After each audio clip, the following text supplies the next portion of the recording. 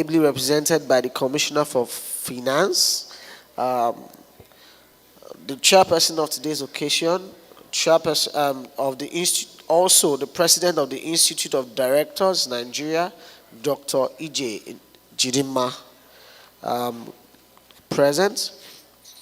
I'd like to acknowledge the Honorable Minister of State for Budget and National Planning, and also the Oduma of Hauchi Land, Prince Clem Agba. I'd like to present. Recording in progress. Okay. And I'd like to quickly recognize the Executive Chairman of the Federal Inland Revenue Service. I believe is represented as well.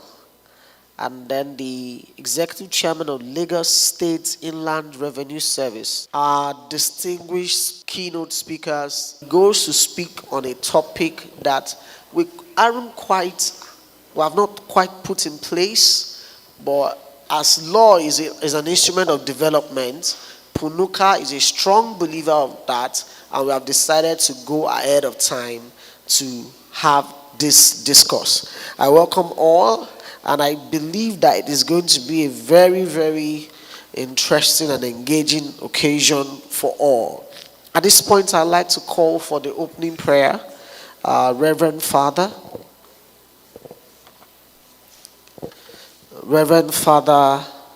Modestus Nwago, Dominican. Please, a round of applause, and can we all stand to our feet as we take the opening prayer. Good morning, everyone. As we gather for this lecture, we come together in God's presence, thanking Him for the blessings He's given to us, asking Him also to send us the Holy Spirit, to open our eyes, to open our hearts, so that we'll be able to listen and learn. Above all, that God will give us the grace to implement all the good things we will learn today from the PUNUKA lecture, that will be able to transform our nation, Nigeria, and set it up to a higher level, that will also be a star in our world and make our world a better place. We make these prayers in Jesus' mighty name. Amen. Thank you, sir. Please, a round of applause for Reverend Father Nwago. I'll crave our indulgence to stand just one more time as we'll have the national anthem, Florence Ojeumi. Please, a round of applause. And can we stand in honor of the Federal Republic of Nigeria?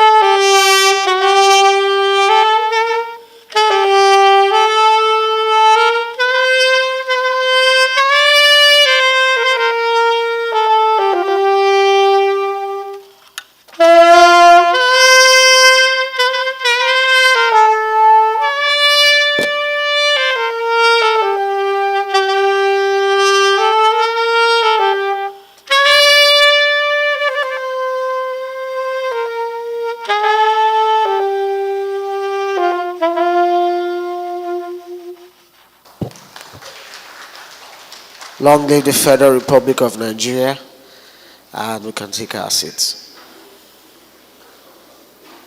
While I await the supply of other protocol or eminent personalities present for acknowledgement, I would like to move on to the next item on the agenda, which will be the welcome address. PUNUKA been informed to ask, representing the chairman of the FIRS, Mr. Gabriel Ogunjemilusi. Mr. Gabriel Ogunjemilusi. Please, a round of applause for him as he comes to this way. Thank you. Please come forward. Thank you, sir. PUNUKA law firm is a rich law firm with rich history, but more than having a rich history, it is being driven by quality, competence, and astute, brilliant minds. And the engine room of that organization, of this organization, that has made it so forward thinking, and so as to come up with topical issues like this for discourse, is one who is the managing partner. I'm sure she's been there from the beginning. She would come give us a welcome address. A very brilliant litigator, but a very sound manager. Please, a round of applause for the managing partner, Mrs. Elizabeth, Chief Mrs. Elizabeth Digbe. Thank you very much, everybody. I'm not sure about being a strong litigator. I think I'm more of a transaction lawyer than a litigator, but thank you for hyping my profile.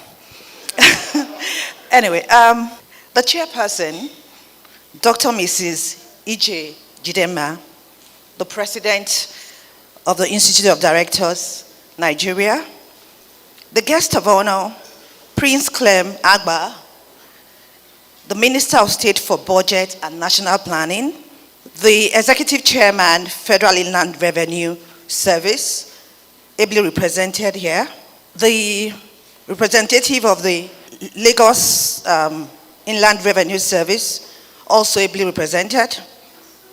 Our guest speakers, Lee Korik, he's going to join online. And present is another guest speaker, Dr. Alexandra Ezenagu. Our erudite panelist, Mr. Temitayo Orebajo, Dr.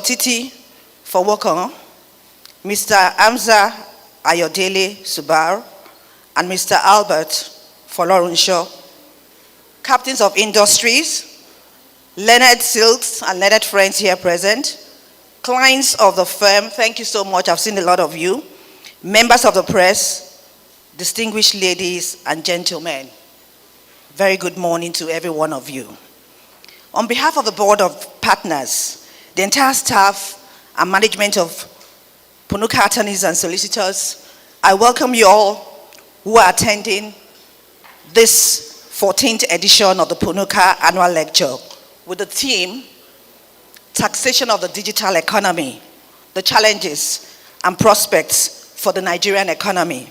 We usually have our annual lecture that presents a platform to deliberate on topical issues in law, governance, and nation building. Though incisive, usually it's very incisive, and the informed discussions facilitated by renowned international and local speakers and discussants who are experts in their fields, we contribute our quota to improving law and governance in Nigeria.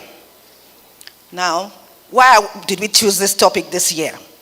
It's because of the advent of the internet that has baited prime opportunities for globalization. The digital space in Nigeria has now witnessed immense growth over the years. The Capios Data Analysis Report shows that we have internet users in Nigeria of about 51% of the population. It rose by 4.8 million between 2021 and 2022, 4.6% increase. Globalization has brought about digital trade, and it has increased growth in major sectors of the Nigerian economy, such as trade, commerce, and even taxation. It has also resulted in major digital advancements with emerging issues on cryptocurrency, e-commerce, and cross-border digital trade. Accordingly, it is imperative to examine incidental issues on taxing the digital economy as it presents the Nigerian government with its huge potentials, and at the same time, tax policy may be a disincentive for growth of digital business. Now, this is why we're here today, to find a solution to this challenge, to make sure that there's no disincentive to the growth of digital business, as well as the fact that the Nigerian economy and the Nigerian government should also be able to earn income based on tax policies that they should put in place. So according to the Organization of Economic Cooperation and Development, the OECD, a digital economy is one which incorporates all economic activity reliant on or significantly enhanced using digital inputs. This implies that all the producers and consumers utilize these specific digital inputs in carrying out their economic activities. The National Digital Economy Policy and Strategy further describes the digital economy as any aspect of the economy that is based on digital technologies. Undoubtedly, despite persistent growth in the digital economy over the last decade, the Nigerian economy will be at a great disadvantage if effective taxation initiatives and policies are not put in place very quickly. The outbreak of the COVID-19 pandemic further prompted a plethora of entities to move their businesses online rather than having physical presence, rather than having physical presence, that even at the sunset of the pandemic, many of them are still doing online business and they don't have physical presence in Nigeria. The challenges associated with taxing the digital economy, which cuts across many jurisdictions,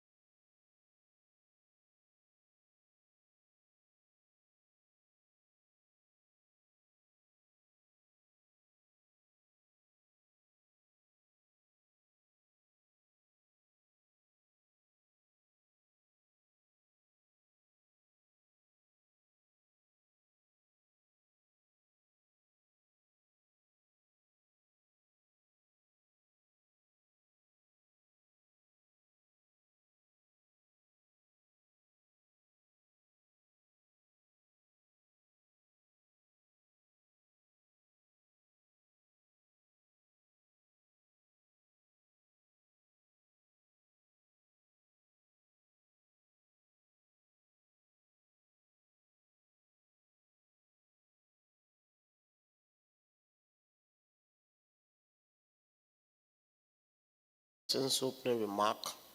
I had introduced her earlier. I think since March, I have personally come to the conclusion that women run the world. Am I right? That the women are not even sure. And we have just had the managing partner, a woman.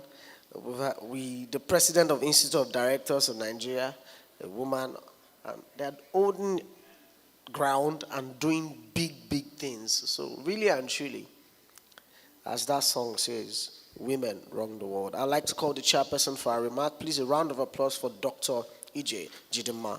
Please, a round of applause for Dr. E.J. Jidema as she comes forward. We can make the applause louder. We can make the applause louder. We can make the applause louder.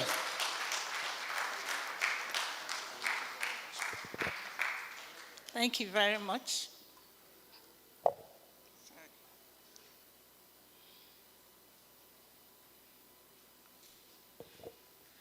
Good morning, distinguished ladies and gentlemen. As I was getting ready to come here, I noticed that there were showers of blessings. It can't be better than that for PUNUKA, attorney, and solicitors. Thank you. I would like to stand on established protocols already established by the managing partner of PUNUKA, attorney, and solicitors. But please permit me to do a few recognitions.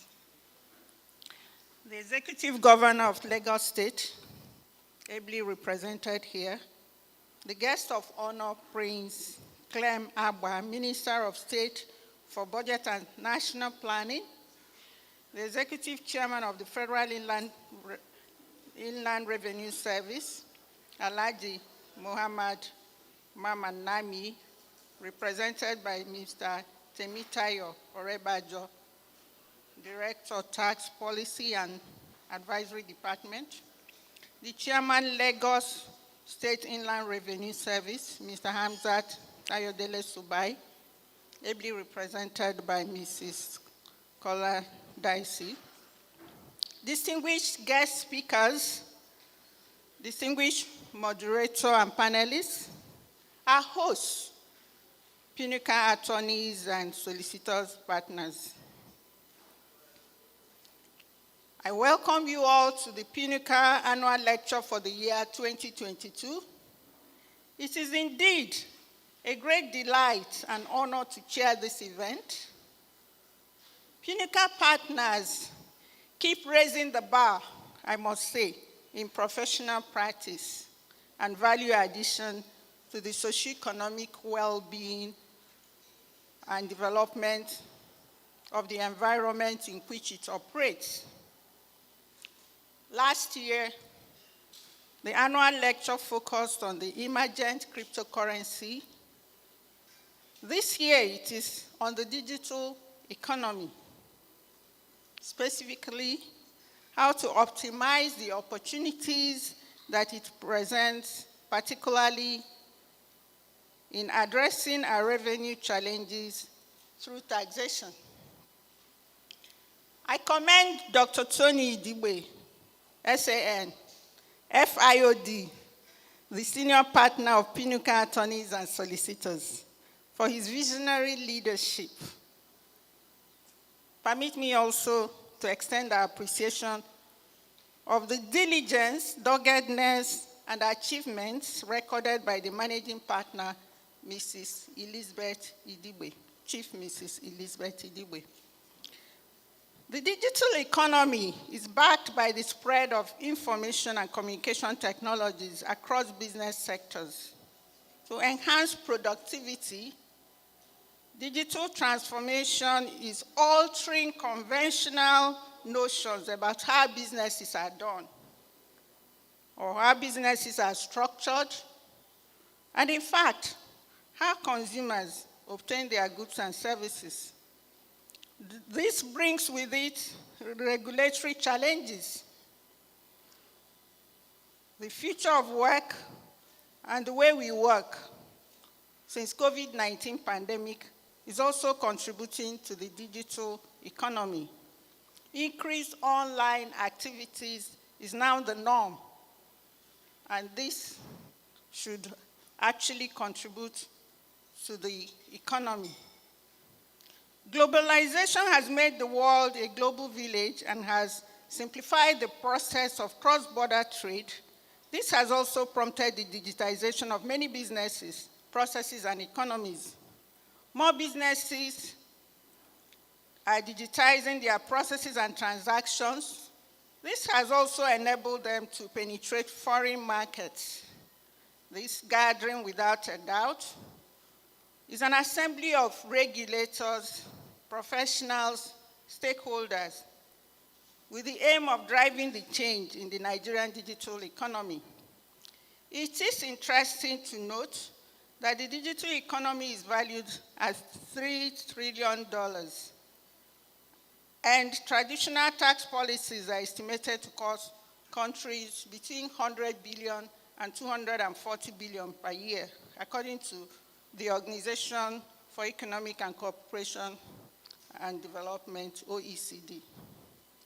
Consequently, in order to meet the newly set objectives to generate revenue for projects and improve the infrastructure of the country, the Nigerian government would need to tap into the numerous opportunities that these digital economies present.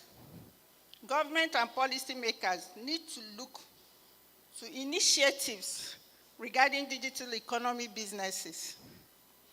The federal government of Nigeria, as we all recall, on June 10, 2022, had banned Twitter, and subsequently the Minister of Information underlined that all the over-the-top enterprises, also known as digital companies, must be licensed and be brought to comply with tax and regulatory rules. This initiative and the new requirement for registration with relevant regulatory agencies are being done in a bid to bring digital companies into the Nigerian tax net. This position has been emphasized in the provisions of the Finance Act, which allows the Federal Inland Revenue Service to deploy technology and access non-resident companies such as Twitter, Facebook, Google, Netflix, and so on, amongst others, based on the revenue generated by digital services provided to Nigerian clients. I am indeed excited about the prospects for Nigeria. I'm particularly interested in hearing about how globalization has affected or is affecting cross-border trade and how taxation in the digital economy is imperative for revenue generation and nation building. I invite you to listen attentively to the insights that our speakers are going to bring to the table. I also urge you not only to listen, but make efforts to get your businesses ready for the new era of taxation and digital economy. Before I round off, I crave your indulgence to recognize one of our past president of Institute of Directors, Alhaji Rufai Ahmed Mohammed here. Thank you very much for listening.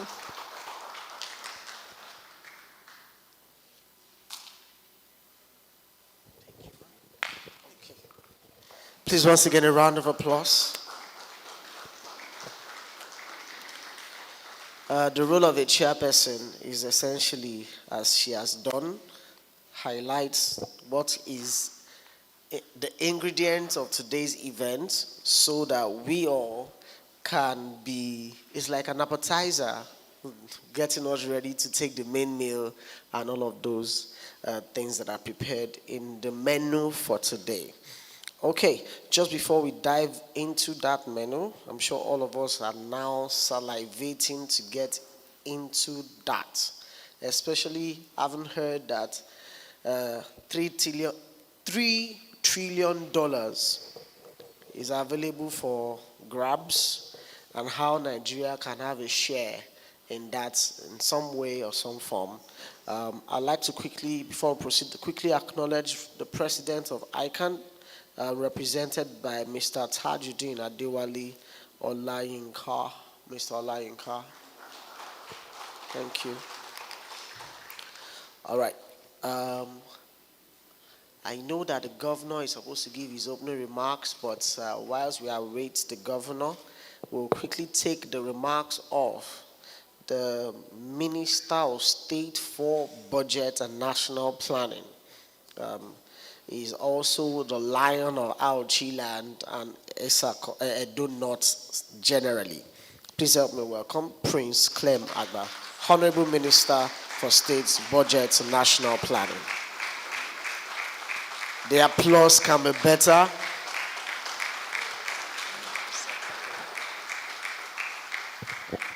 Thank you very much. I am still struggling very much to understand the protocols. I think I stayed too long in the private sector. So just permit me to say, distinguished ladies and gentlemen, I am delighted to be part of this year's edition of PUNUKA Annual Lecture with the theme Taxation of the Digital Economy. The challenges and prospects for the Nigerian economy. The lecture theme, to me, is very apt, as efficient taxation of the digital economy has become a crucial consideration for tax authorities across the globe. Let me first appreciate the organizers of this event, the senior partner of PUNUKA and the managing partner, my in-laws, the Digbers, and indeed, the entire staff and members of PUNUKA attorneys and solicitors for the serious levels of engagement at your annual event. I am convinced that the outcome of the deliberations will contribute tremendously to the body of knowledge in the subject area, which will be useful to policymakers in the tax administration system in Nigeria. Otto Vanderbilt, an American judge and a judicial reformer, once stated that taxes are the lifeblood of government. It is the blood with which the economy runs and functions, and without it, a government will not be able to fulfill its obligations to the citizenry. Whatever affects collectible taxes will therefore affect the health, existence, and performance of the government and the economy. It is a known fact and welcome development that technological advancements, globalization, and digitalization have enabled exponential growth and evolution in trade and businesses. It has, however, also brought about changes in business models and behavior, especially that of multinational enterprises.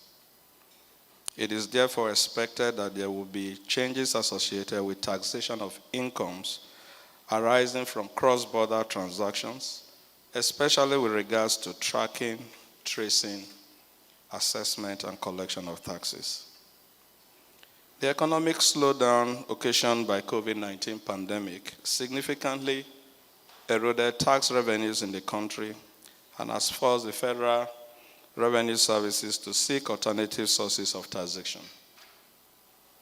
The pandemic created the opportunity for many businesses and other entities to adjust to utilizing unconventional digital means for education, banking, conferencing, meetings, and the sale of goods. The growth in the digital economy therefore provides an opportunity for the government to increase its revenue collection and expand the tax base, which is particularly important for our country with a large informal economy and a very limited tax base. Flowing from the above, it is therefore apparent that the digital economy is high on the list of untapped sources of funds for our tax authorities. However, a delicate balance must be achieved such that taxation of the digital economy does not stifle its growth. This lecture therefore serves as a platform for deliberation on how best we can protect our interests as a country, protect our tax base, as well as ensure revenue assurance for our government in a digitalized age, and explore further revenue opportunities for our country as a productive way for our economy. To achieve this, President Muhammadu Buhari GCFR launched the approved National Development Plan 2021 to 2025 to guide government's policies, programs, and projects, as well as private sector operations, while these will be inspired by the Perspective Plan, the Nigeria Agenda 2050, which encapsulates our long-term vision for Nigeria. The plan is a blueprint designed to guide the implementation of government policies and programs and deliver on the aspirations of the government. The vision of the plan is to make Nigeria a country that has unlocked its potentials in all sectors of the economy for a sustainable, holistic, and inclusive national development.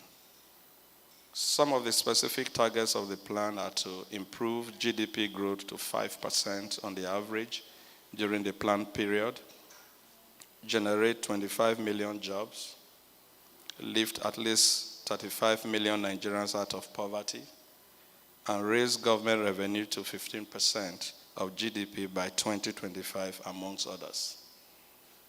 Currently, our revenue to GDP is 7%, and this places us number 2 from the back, which is not very good for our country.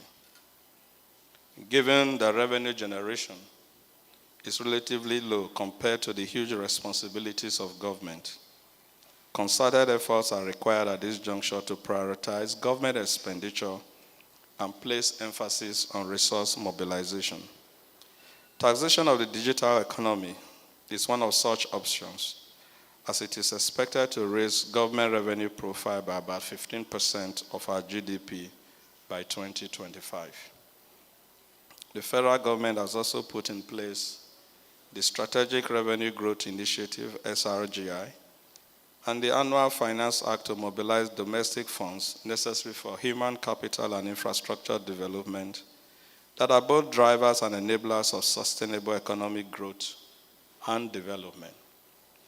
The SRGI is designed to improve government revenue and entrench fiscal prudence with emphasis on achieving value for money.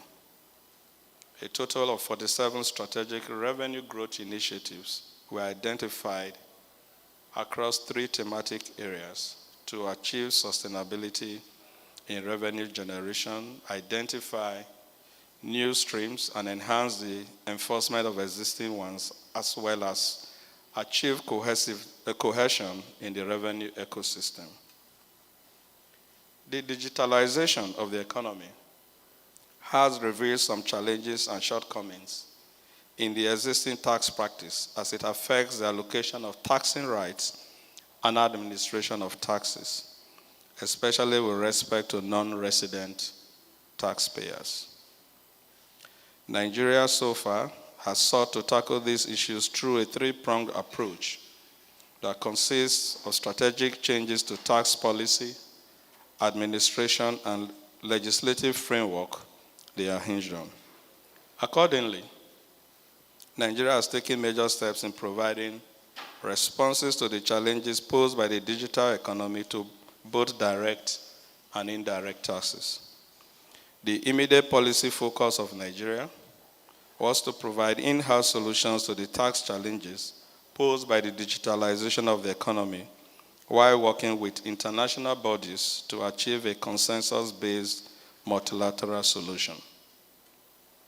The in-house solution in the form of the significant economic present rules introduced to tackle the nexus issues in corporate income taxation as well as the simplified registration and compliance regime introduced to collect VAT on digital supply of services and intangibles, are all yielding appreciable positive results. This is more noticeable with the fact that FIRS has been contributing substantial parts of revenue shared from the Federation account in recent months. Maybe I just hold there for a minute and speak more in terms of the way our revenues are beginning to flow. I know that a lot of people still see Nigeria as a mono-dependent economy, but I like to say that that was in the past. In the last 3 years, in terms of contribution to revenue, the oil sector was now contributing about 35%, while the non-oil sector is doing 65%. And in fact, with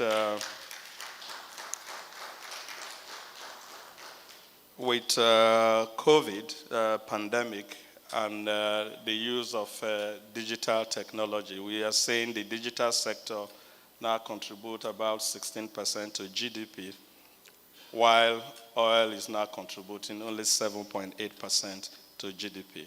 Same thing in terms of contribution of Forex to the national economy.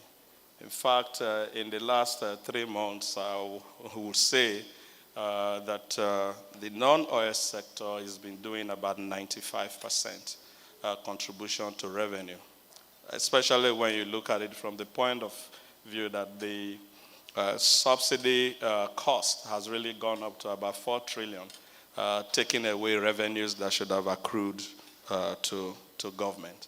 So the non-oil sector is doing very well. So we'll say our economy is now diversified, but our plan speaks to a concentric diversification of the economy where each sector now requires further diversification and then the need to grow our product space, which is the collective knowledge that we have in each of the various sectors of the economy, and also to grow our product complexity. Because one of the challenges that we have now is not Naira, it's the dollar, it's foreign currency. And the way to grow Forex is for us to be able to grow our product complexity so that others will want to buy our product. And it's only when they buy our products that we can earn Forex. So despite Nigeria's feat in this respect, we are not unaware of other challenges that uncoordinated unilateral action can cause to the global tax system, especially with regards to double taxation and its impact on trade and investment.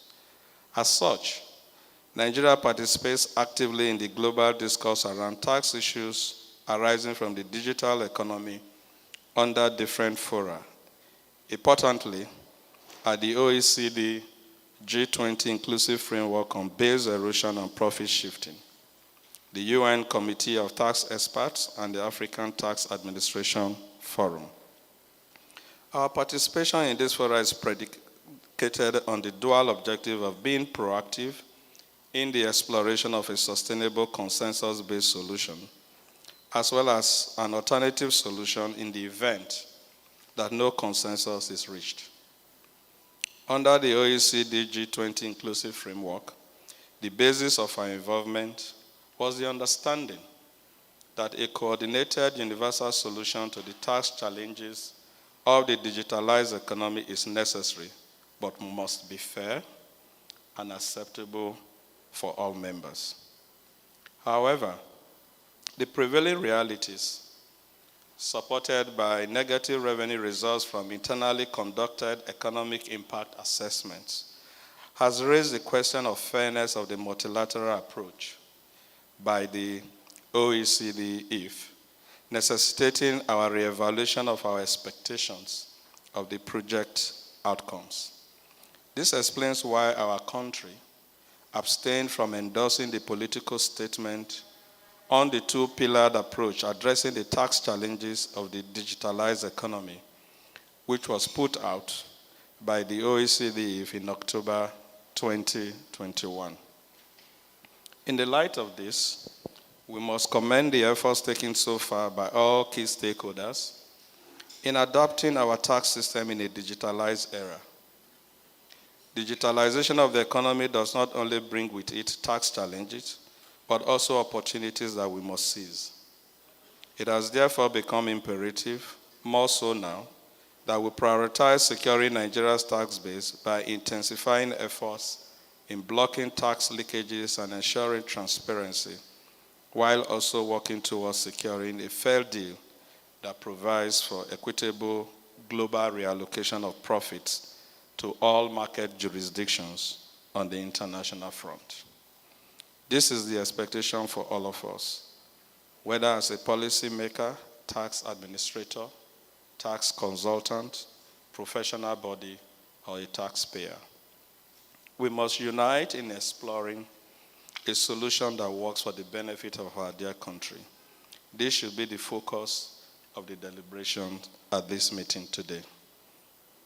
Distinguished ladies and gentlemen, before I round off my address, I would like to draw your attention to the importance the current government places on citizens' participation in governance, tracking service delivery and development in their communities.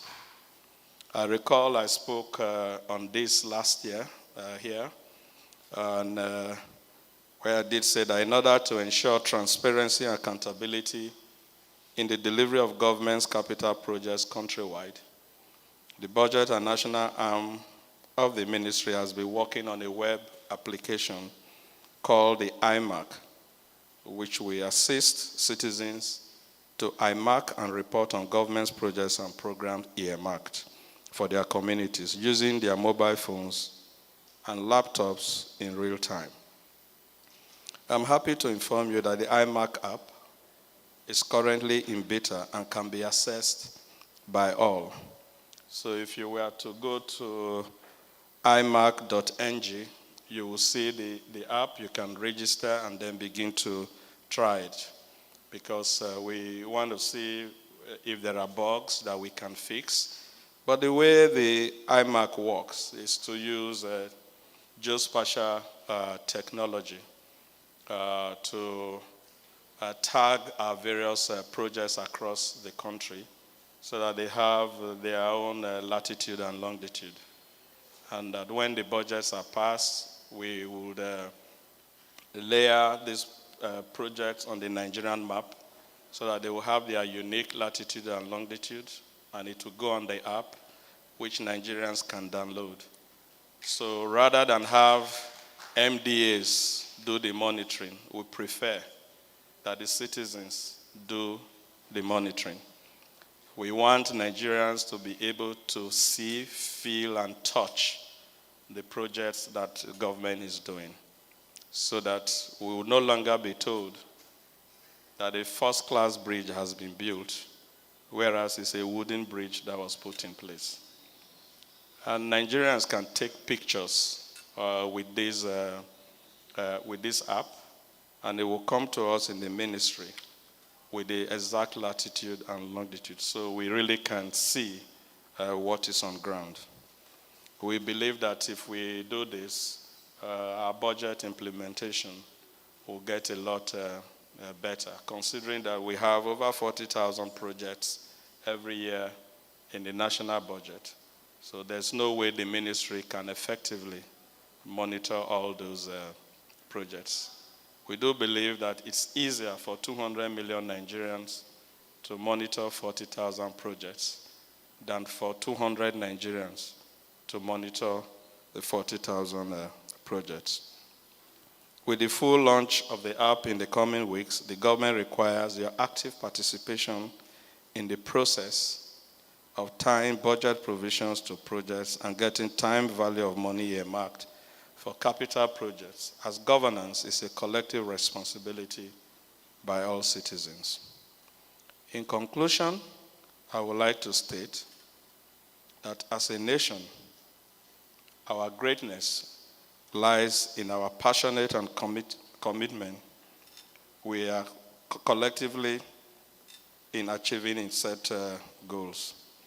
In view of the foregoing, I urge all delegates to remain focused and be mindful that the ultimate goal of this event is having progressive deliberations and formulating ideas that will contribute to good governance and the development of our country. So we need to work together.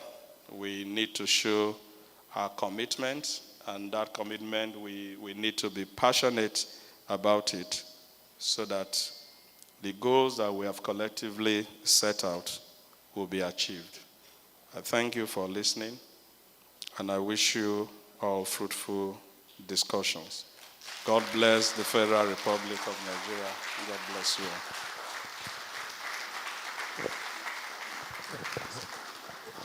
I think we can make the applause better. I haven't heard that government and governance is coming closer to us by the introduction of such novel app. Please, once again, a round of applause for the Honorable Minister as we all take our seats. Thank you. Coming straight after that is to have the guest remark of our host governor, who, as it is unable to join us, but has sent high-power delegation, I must say. The person representing the governor of Lagos State is indeed very, very vast and interested in the topic of the subject matter. As the minister has said, taxation is the lifeblood of any economy. And Lagos, being the largest IGL state, I'm sure is interested. And as such, the governor has requested that the Honorable Commissioner for Finance, Dr. Rabiu Olowo, should come here to represent him. Please, a round of applause for the Honorable Commissioner for Finance. I would like to invite him now to give to give his own address representing the governor and the good people of Lagos State. Please, a round of applause for the Honorable Commissioner as he comes forward. Please, let's appreciate our landlord properly. Lagos is our landlord.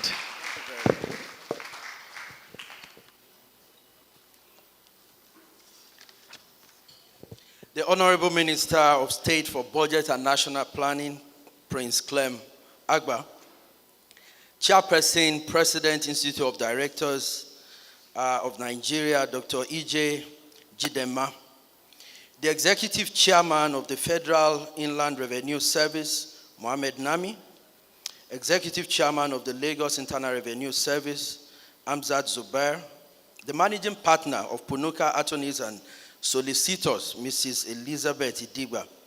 We also recognize the former Justice of the Federal High Court, Honorable Justice Sonyaolu, the partners and management of PUNUKA Attorneys and Solicitors, our guest speakers of today, panelists and discussants, all non-governmental organizations here present, ladies and gentlemen of the press, good morning to you all.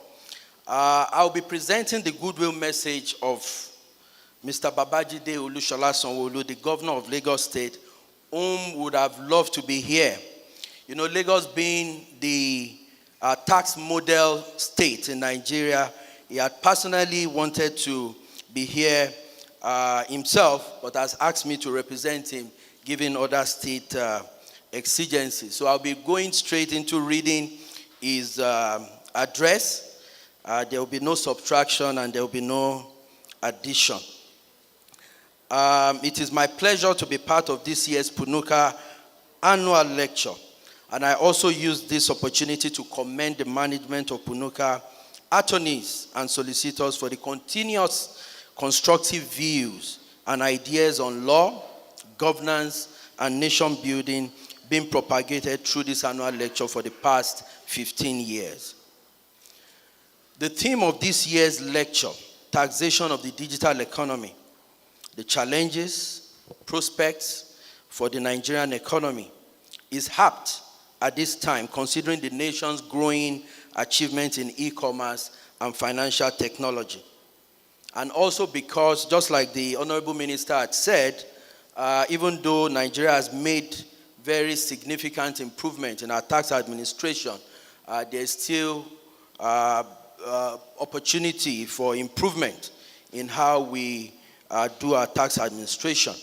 The growth of the digital economy in Nigeria, especially Lagos State, is a desired development driven by globalization and the emerging trend in the use of technology. This development has brought with it so many challenges that borders on change and adaptation in the areas of processes, procedures, among others. One of such areas which this edition of PUNUKA annual lecture is focusing on is the very important subject of taxation and tax administration in our very, very, let me use the word, not so simple federal structure. It is heartwarming to observe the steady growth of the development in Lagos State, notwithstanding the high inflation rate and economic downturn. The state is committed to improving ease of doing business through infrastructural development to promote small and medium-scale enterprises within the state and ensuring overall prosperity for all citizens. However, it must be emphasized that for Lagos State to continue to sustain its enviable status as the 5th largest economy in Africa, and also to achieve its vision to become Africa's model mega city and global economic and financial hub that is safe, secure, functional, and productive, we must continuously seek ways of improving our revenue generation through a tax regime that is modern, efficient, transparent, and effective. It is in this light that we as a government consider this topic of this year's annual lecture very timely and relevant. Currently, the state faces major challenges in taxing income or profit accruing from e-commerce and digital activities. As these transactions are more often than not, they transcend beyond borders, while the contracting entities usually do not have fixed base, the tax residence rule in the state. This has made it difficult to trace, track, and establish taxing rights over the huge profits made by multinational enterprises and individuals from business activities operating within the state, to the detriment of the revenue collection and generation objective. As an emerging trend, it requires laws to regulate its operations, monitoring, and taxing. This will, to a large extent, help to establish significant economic presence and of these entities for tax purposes. In mitigating some of these challenges, the OECD last year published detailed rules to assist in implementing some of the landmark reform to the international tax system based on 2 pillars, which recognizes the taxing rights of jurisdictions where revenue are generated and arrest the ignoble raise of the bottom of the concessionary tax rebate by competing jurisdictions through setting a minimum of 15% tax rate from 2023 for multinational enterprises. Distinguished ladies and gentlemen, I want to assure you that the state is always open to ideas, strategies, and ways on how to effectively and comprehensively improve our tax administration processes and procedures in line with emerging trends in the digital economy towards maximizing our revenue generation capacity.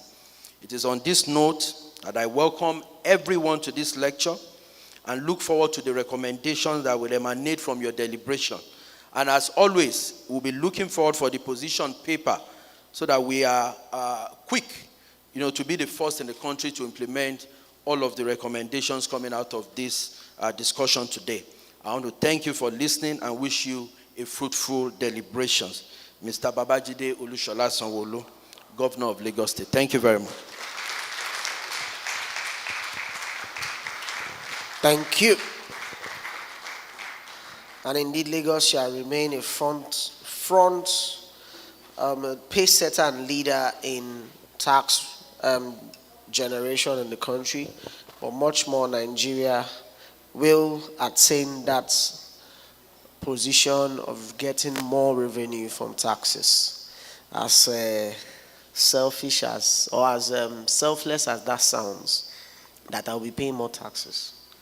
We would like to quickly apologize for the obvious, I'd like to say, should I say omission or absence? Yes, the obvious absence, and unfortunately, I was looking forward to this particular session. However, I put in a call this morning. That is the other guest speaker, Mr. Lee Korik, that is in transit from his base to Paris on another important conference. He was supposed to join us virtually. Unfortunately, because of that engagement, he couldn't come here. However, he has made his papers available, and it is available to be circulated to everyone that is here present. And on that note, I'd like to quickly announce to us that our second guest speaker is here, and we are ready to take him. And he is also very ready for us. But just before that, I've been told to quickly acknowledge these eminent personalities amongst us. Sir Don Eze, Sir Uti Tongo of Allied Air, Miss Sheila Ezonk, apologize. This is Ezoku, Mrs. Vera Wanze, Mrs. Bulama, Mrs. Patricia Arawore, Mr. Kenneth Okore, Mr. Kende Daudu, Miss Donna Walwin, Honorable Retired Justice Son Yaolu, as I've acknowledged earlier, and Mr. Marcus Green. Thank you all for coming to spend time with us here today. Mr. Kelly Arawore, apology. And please, there is tea available should we want to quickly stretch our leg. And if the cold here is getting too much, the tea is available. You can just help yourself to that. Okay. Our next item on the agenda is our first guest speaker session. Dr.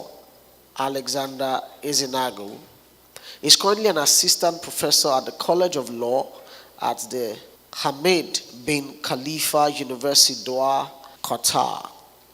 He's an investment lawyer and a law expert, and a tax law expert. He specializes in taxes, transfer, pricing, and tax planning, investment and advisory, as well as commercial law advisory. He obtained his PhD in international tax law from McGill University, Canada, and also a graduate of the prestigious University of Cambridge, United Kingdom, where he obtained an LLM in commercial law. He holds his LLB from the prestigious Imperial University, University of Ibadan. That is his LLB, apologies. Dr. Ezenagu supports countries in developing effective fiscal regimes and has worked with governments to introduce fiscal reforms. He is currently designing a course in developmental governance, which looks at the influence on the development of developmental models adopted by developing countries. I'm delighted to have Dr. Ezenagu speak today for many reasons. One of which is that when we talk about digital economy, the people that seem to have a hang of that sector are we, the young people. Dr. Ezenagu, I believe, is a young person like me. Please, with a round of applause, help me welcome Dr. Alexander Ezenagu as he comes forward to give his session.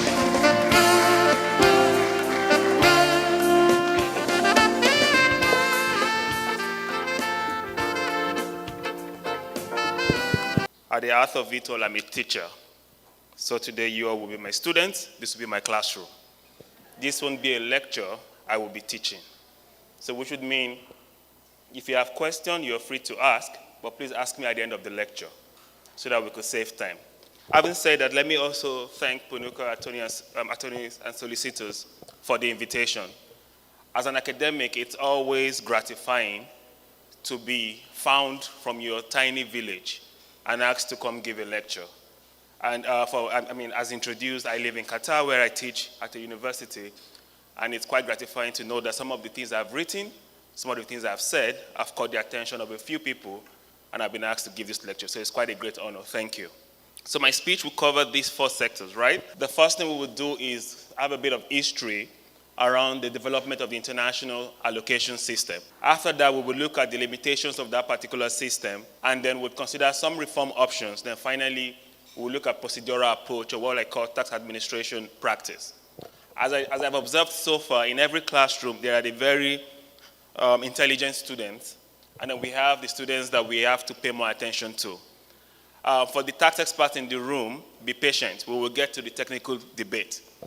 But I will start from a very foundational basis, because I've also invited my entire village in this room. So in case you look around, there's someone who knows me, who doesn't know anything about tax. So I'm going to try to start from that foundation, and then we would grow from there towards the conclusion. Thankfully, I've also been given additional time to speak, so we have time together. Why do governments tax? Anybody? Apart from the fact that they probably don't like the citizens and think they should take our money, why do government tax? We've come up with what we call the 4 R's of taxation. A government will tax for the purpose of raising revenue. I will see that recently with the increase in VAT from 5% to 7.5%. We've seen that also in the reignition of stamp duties, which had probably been completely forgotten and now has relevance in the tax system. When a government wants money, it will probably introduce taxation. That's the first thing. The second thing is to redistribute wealth, right? And without being political, we also see that taxation can be used to make some people richer and some people poorer. The oil subsidies could be said to be some form of taxation to enrich some people at the expense of someone else. And every tax really has an opportunity cost. There are always winners and there are also losers. Also, governments will tax to reprice commodities to influence behavior. In Qatar, where I live, the price of a normal bottle of an alcoholic drink at retail price is 4 to 5 times the price I would buy in Nigeria or Kenya. So, for example, some of us have had to become teetotalers, and we don't drink anymore because now the price is expensive. It has helped our pot bellies, but what can we say? And finally, is that there's a connection between taxation and democracy. And that is why if you go to DC or you drive to Washington, DC, you will see a massive slogan that says, no taxation without representation, which would mean that the moment you start collecting taxes from your citizens, they would want to be very much interested in how that particular country is governed and want to be part of the democratic process. We see this again in countries like Qatar and the UAE, where you do not have personal income tax. People pay less attention to the governance structure, simply because, if I'm not paying taxes, I really don't care what you do with our money. So those are the 4 objectives of taxation. Why that conversation is relevant is, at the end of the day, whatever tax system we propose to be introduced must meet one of these requirements. Are you trying to raise revenue? Are you trying to redistribute wealth? Are you trying to change behavior? Or are you actually trying to get the citizens more involved in government? And how do you balance that conversation? Before moving on also is that tied to the objectives of taxation will be the principles of taxation, right? And many of us know Adam Smith, from anyone who have done a bit of economics, is that whatever tax system, again, that you introduce must be fair, must be certain, must be convenient, must be efficient, and must be simple, must be flexible, must be transparent. The implication of this also is that whatever we advise today to say the government should do or introduce would have to answer those questions. Would it be fair? Would it be simple? Would it be flexible? Would it be convenient to implement? Otherwise, we might just be chasing shadows. Important again that we set the foundation of this. Every country has what we call fiscal sovereignty. Now, fiscal sovereignty is tied to the notion of statehood of that particular country. If again, I think someone this morning mentioned the concept of social contract. When states come together, they elect some people to govern them, and so we have the governor and the governed. Now, the only way those you've elected to govern you will be able to effectively do that is if they have the resources, the revenue in this instance, to be able to achieve that. Taxation, as we all know, is a very strong provider of those resources. So states want to exercise their fiscal sovereignty. But also, in excess of that fiscal sovereignty, states could also decide to grant that fiscal sovereignty, right? Up until the 19th century, not many states did this. Many states exercised their fiscal sovereignty. But the moment we had development in what we call foreign direct investment and also foreign portfolio investment, it became important that if states were interested in encouraging investment from outside their own country, that they would look at sharing their fiscal sovereignty. That conversation around encouraging investment led to the negotiation of tax treaties. Now, what tax treaties simply do is that they act upon domestic laws and then set out to give favorable terms to companies in other countries. So, for instance, again, if I want to invest in Ghana, and Ghana possibly has a tax rate of 25%, I could say to them, well, I'm looking to bring $1 billion or $10 billion into your economy, but your tax rate is high, and because I also would pay tax here in Nigeria, as a taxpayer in Nigeria, could you give me some concession, right? Tax treaties become the framework that can be used, to achieve that concession. However, recently, we've seen a lot of nationalism in the tax space, in the sense that over time, while countries were happy to give up their fiscal sovereignty for the purpose of encouraging investment, they've actually seen that treaty shopping has now made them actually lose so much more than they thought they were going to lose. For that reason, again, we've seen a lot of states taking back their fiscal sovereignty through reforming their laws, but also unilateral measures. Again, we'll come back to this conversation. But theoretically and ideologically, many of us are asking, should states subscribe to taxation as a global commons, or should states be more unilateral or nationalistic in their approach to taxation? And I think the answer becomes very simple listening to the minister, that Nigeria participated in an inclusive framework for years, and when it was time to sign the agreement, Nigeria refused to sign. So you will think that if I got invited to your party and I came all the way to the party, I would probably want to bust a few dance steps. But then I refused to dance and decided to be very rigid. The question is why? We will come to that again and how that plays out. So why is this conversation relevant? This conversation is relevant from the tax perspective from two different angles, right?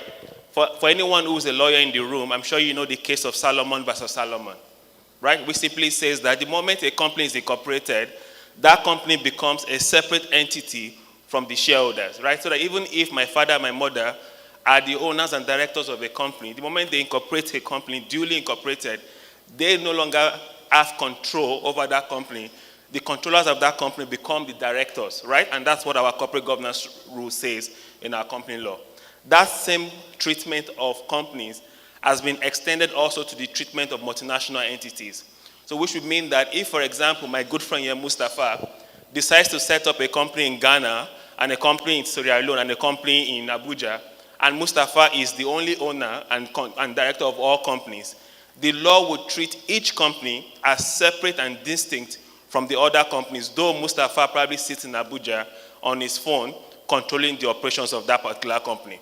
Now, the law does this for tax purposes, but does not do this for economic realities, in the sense that in some countries, Mustafa will still be asked to produce what we call a consolidated financial statement, which would mean that the law will acknowledge that Mustafa and these other companies actually have a central ownership and management and control, and could ask them to provide one document that will show how things operate. But when it's time to pay taxes, the law would say, well, Mustafa, we don't see you as being part of these other companies, and all of you are strangers. I'll come back to why that is important and also very problematic. But the second aspect, which has been mentioned again, is the issue of nexus. Nexus, in another word, simply means permanent establishment, right? Every state, because every state has a fiscal sovereignty, you can only tax that company that is in your state. For instance, let's assume South Africa, MTN South Africa. If Nigeria has an issue with MTN Nigeria, Nigeria cannot tax MTN South Africa, notwithstanding how aggrieved Nigeria might be towards MTN Nigeria. Nigeria can only tax MTN Nigeria because MTN Nigeria is that company that has an establishment or a presence within Nigeria. Now, the international tax rule, which also has been domesticated in national laws, says that the only time you can tax a non-resident company, which means the only time you can tax a company that is getting some income from your own country but has no physical presence, is if that company has what we call permanent establishment. Now, before now, permanent establishment means that the company must have some fixed base, right? So if Nigeria wants to tax Apple in Nigeria, Apple must come and have an Apple office in Nigeria for Nigeria to be able to do that. Now, while that may have worked for years, as we mentioned, because we have what we call digital economy, where the company can create and obtain value from a country without any physical presence, then you start asking yourself, do we leave them untaxed? Many of us here, if not all of us, have probably seen Blood Sisters on Netflix, right? Very good movie. Now you know that even though we all can access Netflix in Nigeria, Netflix at the moment cannot be taxed in Nigeria, simply because it has no physical presence in Nigeria. And it's only logical in the sense that if Nigeria decides to tax Netflix, would this send the director of FRS to go to the US or Netherlands and look for their company and bang on the door, come and pay me money, come and pay me money? No. And remember again the principle, it must be enforceable, it must be convenient, it must be realistic. In the absence of those principles, what do you do? So because of those two reasons, that one, we treat multinational entities as separate entities even though they are related, and two, that our tax law says for me to be able to tax a company that is not incorporated in my own country, it must have some form of physical presence. It has now happened that companies are able to actually make income from countries without paying taxes. Now back to the issue of separate entity. For the tax guru in the room, we're coming now to the more technical issue. Now, while the law recognizes that we will treat related entities as separate entities, it goes further to say that when you transact with each other, you must do what we call arm's length. For example, again, my friends are in this room, so I'll use their names. Let's go back to Mustafa. Mustafa and I are friends. And I probably have this beat-down car that I want to sell to Mustafa. If I decided to put the car up on Facebook Market, I most likely will sell the car at the market value of that particular car, right? And the market value could be $1,000. But if Mustafa shows interest in buying the car, because of our relationship spanning 7 years, I most likely will give him a massive discount, which would mean that I possibly will sell the car to him at half the price. Now the problem with that is, if multinational entities transact with each other, there's the potential that they will do that particular thing where they will fix a price for tax benefit. Now that price could be high, could be low.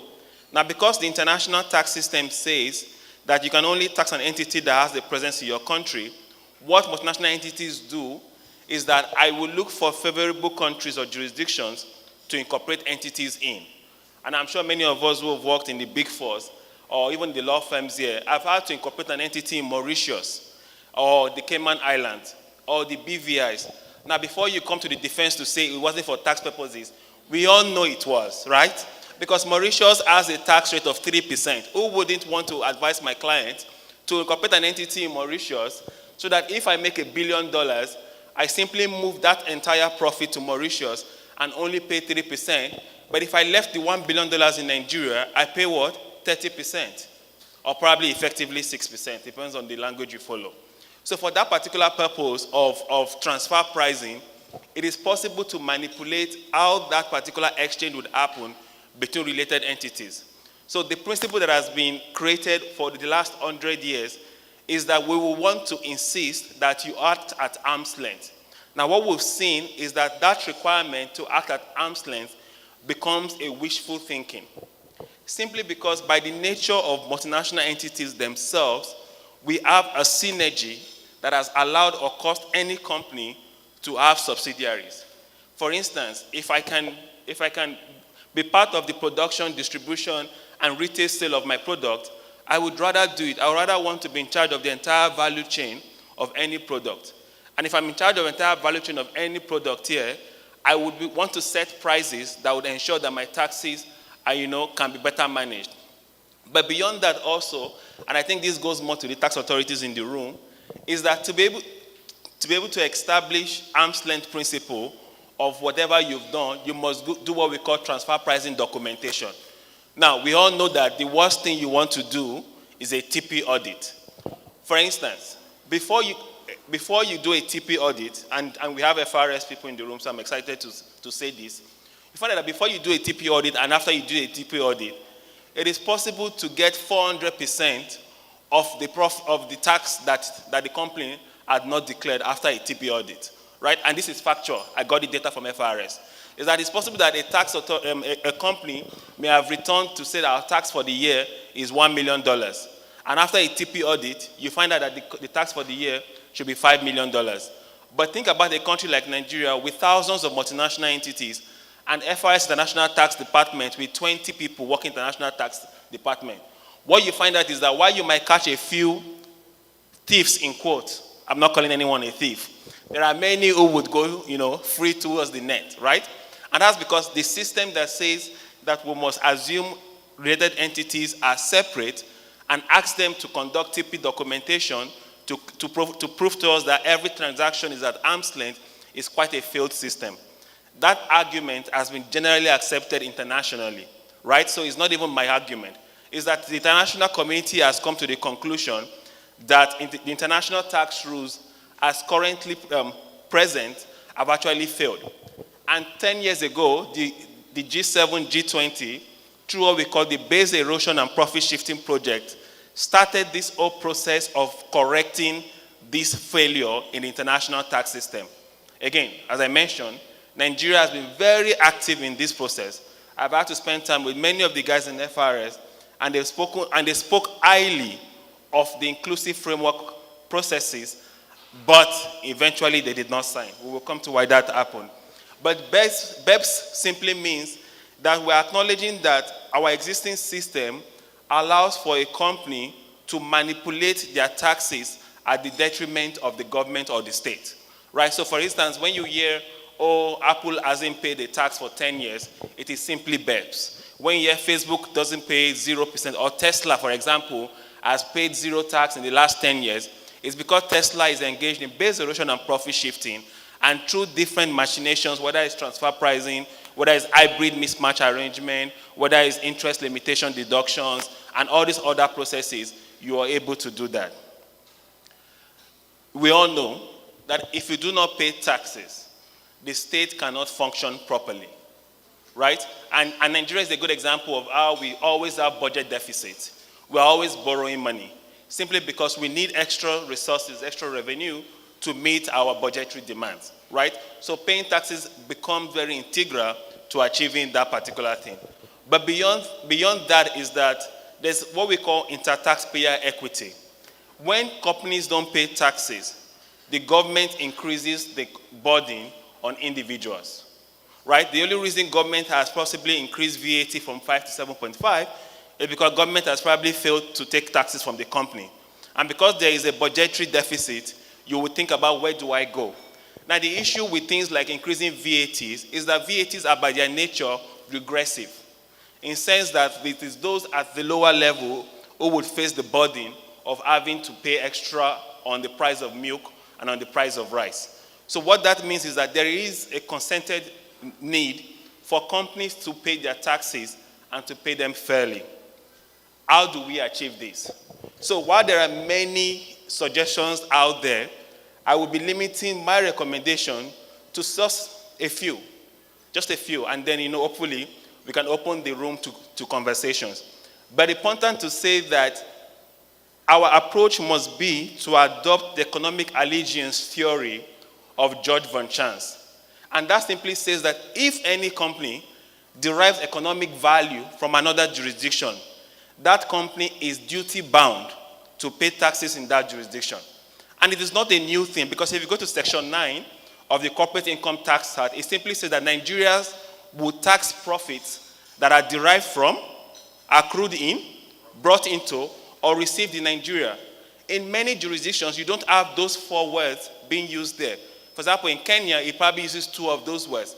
But Nigeria has said, for our own country, if the income is accrued in Nigeria, or is derived from, or is brought into, or is received in, we will tax it.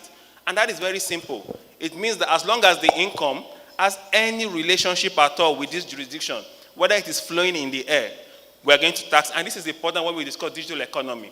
Because it is possible for income to accrue from Nigeria, but not brought into or received in Nigeria at all. For example, somebody could pay Booking.com to do a tourism package for those in the UK, and is a US company paying Booking.com for a tourism package for those in the UK to come to Nigeria. There's no Nigerian company involved, there's no Nigerian payment involved, but they've had consented, tailored research on the tourism sector in Nigeria and have explored it. The question is, should Nigeria have a share in that profit that has been made from that particular payment? Quickly. How much time? Quickly. So, I think the OECD's reforms have been discussed extensively, right? We have the OECD blueprint, BEPS Pillar 1, BEPS Pillar 2.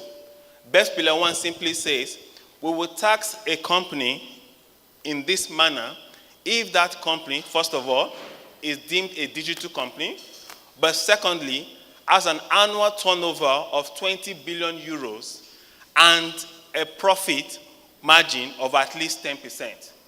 Sad news, no African company possibly has an annual turnover of 20 billion euros. None. But not even Dangote, I think. I'm right. No? 20 billion euros. I don't think so. No. Secondly, or most importantly, is that there are possibly a few international companies that have such annual turnover that operate in Africa. Globally, this reform by the OECD would only affect about 100 companies in the entire world. For a process that took 10 years, for a process that was promised not to be ring-fenced, the solution would only affect a few, just 100 companies. And to add to that, the OECD has said that every country must withdraw their unilateral measures. So which would mean that a country that introduces digital service tax cannot do so, even though the reforms would not in any way apply to you. But that addresses Pillar 1. Pillar 2 is more of the important conversation. Is that even if in your country you find a company that has a $20 billion turnover, annual turnover, and that company has a 10% residual profit, the company must have at the minimum 1 million euros of transaction in your country. So we should mean again, for example, if Nigeria wants to tax Uber, Nigeria first of all has to establish that Uber's annual turnover is at the minimum 2 billion euros, that Uber's residual profit is at least 10% margin, but also that within Nigeria itself, Uber makes at least 1 million euros within Nigeria for Nigeria to tax. This is what has been described a lot by the Minister and the Commissioner of Finance as the significant economic presence.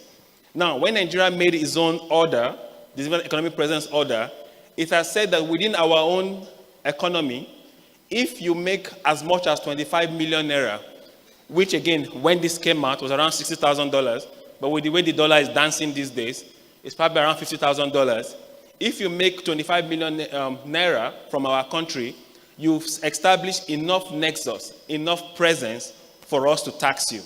This is this is like against what the OECD has said, that you must make 1 million euros. So again, you can see how the OECD's reforms may not be applicable to Nigeria. What other reforms are out there, right? What are the things we can recommend, and why would we recommend them? Now, what we've seen recently is what we call digital service taxation. And this first started as a unilateral measure by many countries, France, the UK, the Italy, and then the US threatened, to retaliate by taxing champagne and all of these things. And you can imagine how important alcohol is to the Europeans. But digital service tax simply means that a country would impose a minimum or a nominal rate on the gross turnover of a particular company. Now, the problem with the digital service tax, and for very simple terms, would mean this. If Nigeria decides to impose digital service tax on the use of Netflix, if, for instance, that tax is 10%, if you paid $10 monthly for your Netflix fee, then your fee would go up onto $11. And that would be if Netflix decides to push that particular burden on you. what would be ideal, as many of us would want, is that Netflix will keep that amount at $10, but now remit $1 to Nigeria and take $9 for itself. But we know that that's not going to happen, right? I mean, Netflix will simply gross up the amount and then push it. The question to ask is it possible for Nigeria or a country to legislate against the gross up provisions that we find in contracts? And what political might could we use in achieving that particular thing? Away from digital service tax is that there's another form of taxation which many of us, again, have written upon for a long time, and this goes beyond the digital economy, but applies broadly. And this is what we call the alternative corporate minimum tax. Now note, again, just to refresh our minds, taxation is on what? The profits of company. The profit of a company is gross revenue or revenue minus many expenses and allowable deductions, right? Within the chain of subtracting these expenses and deductions, it is possible to manipulate what the profit will be for tax purposes. Many people have argued, and many countries have actually implemented, that rather than taxing the profit of a company, why not tax the revenue of a company at a very nominal rate? In these countries that have implemented this, there's what we call an alternative corporate minimum tax of 1 to 2%.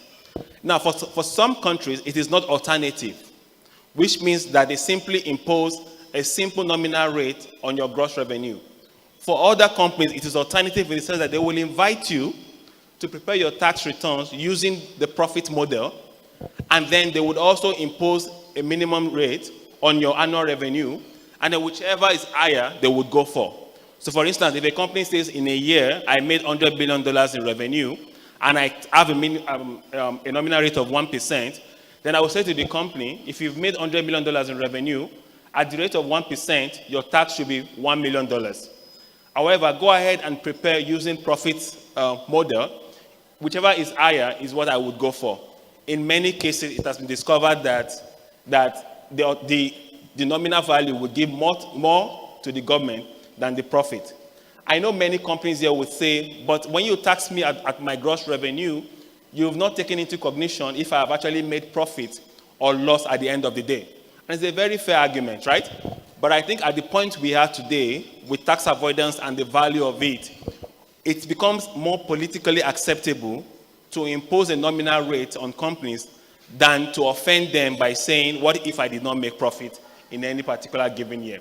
So that's sort of the argument against the ACMT, but also there are arguments for it, simply because since there are no expenses, it is difficult to manipulate it. There's no transfer pricing involved, and it's difficult to manipulate the price of commodities or services sold because you can actually determine that on the market, right? For example, if a company says, I sold 100 barrels of oil at $100 per barrel, I could just go online and check on the day of that you're claiming what was the price of oil on that particular day. Then it becomes difficult to actually manipulate. Now, this is more of the very tricky area. Many of us have said, before we think about how to tax companies, let's think about how to treat companies for tax purposes. And as I explained, because we treat related entities of a multinational entity as separate from each other, it becomes possible for them to manipulate their transfer pricing. What if we treat multinational entities as a single firm, what we call unitary? And then if we treat them as a single firm, then we ignore all internal transfers between them and simply tax the consolidated account. Now, when we accept that companies, the multinational entities, are unitary for the purpose of economic reality, then the second conversation could now go, how do we tax them? For example, if this is a multinational group, and 6 of us are subsidiaries of that particular group, and we've all claimed to have made different profits in a particular year. If we decide to ignore each profit and ask for a consolidated profit or a global profit of, let's say, $10 million, at least we would have accepted that for that particular multinational entity, its business was probably conducted in that same manner. Now, how do we allocate the profit will be what we call formulary apportionment. We simply say, how much of money did you contribute? Think about it, PUNUKA as a law firm, Asaba, Abuja, Lagos. If PUNUKA, for example, says in every year we make a revenue of 1 billion naira, and now we want to reward the best partners in these offices that have contributed to the revenue. What PUNUKA would want to determine is how much did each law firm bring to this global revenue. It is in that same mindset that you also want to treat multinational entities by saying, if I look at you all as one firm, then I want to tax you based on what you've contributed to the global profit that we've made. Now, there are some factors that are usually used. Your value of assets, the value of labor, the value of sales. And these factors would help us determine how much more to go around. Again, however, there's been hope in the international space for countries like Nigeria. Recently, the UN has introduced Article 12B into the UN Model Convention. Now, two things to note quickly. Companies negotiate tax treaties on the basis of Model Convention. There are two dominant Model Conventions, OECD or the UN. But the second thing to note is that most countries' domestic tax laws are based on Model Conventions. So even Nigeria's tax laws, especially when it comes to transfer pricing or international tax rules, are based on Model Convention. What the UN has done recently is to now provide within its Model Convention the effective way of taxing digital service. And it has simply said that if any company makes any form of returns, income arising from your jurisdiction, you are allowed to tax that particular company at a rate between 3 to 4%. The important thing to note is that while, for instance, the OECD has a threshold, right, of 1 million euros that must have been made in your country, the OECD does not. So which would mean that it does not matter whether the company has made $5 or $1 million, as long as they made value, then you can tax. But also, the OECD does not even impose what the tax rate should be, but has only said that we will suggest this. My only issue with OECD's, with the UN Model Convention, amongst many issues, is this. It has simply said that you can only tax income arising, which means that that income that you can tax must have been paid from your own country. The problem, again, as I described, is that there is possible for value in terms of money to have some relationship with your country, but may not have arisen from your country. So which would mean for countries like Kenya that are big on tourism, it is possible for so much billions of dollars to flow in the air, tied to your tourism sector, but because they've not been paid by a resident of your own country, you will not be able to tax if you adopt the UN model. What can we advise the UN to do?